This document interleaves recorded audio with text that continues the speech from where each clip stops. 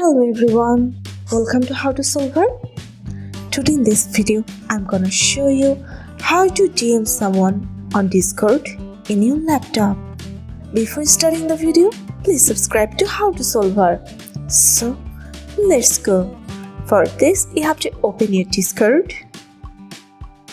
Now, here you can see the search option. You can search your friend from here.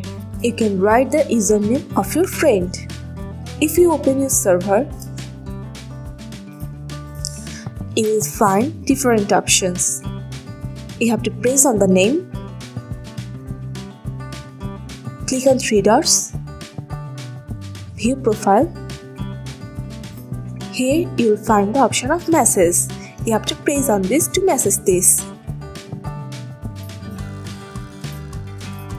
Here it is. Or you can DM your partner from the message option.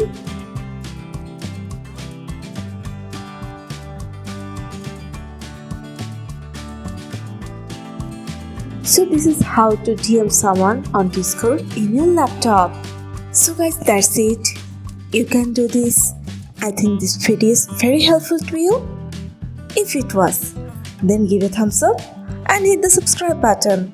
And thanks for watching.